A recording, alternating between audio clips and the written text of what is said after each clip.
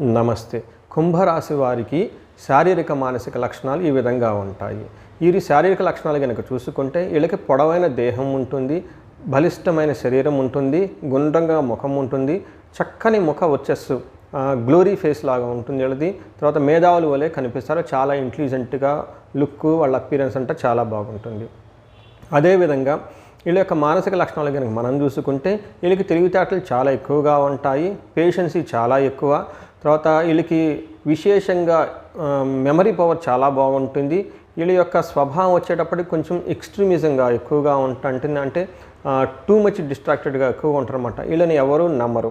అంతేకాకుండా వీళ్ళు కొంచెం టాకటివ్ పీపుల్ అంట, చేసేదానికంటే ఎక్కువగా మాట్లాడే స్వభావం ఎక్కువగా ఉంటుంది.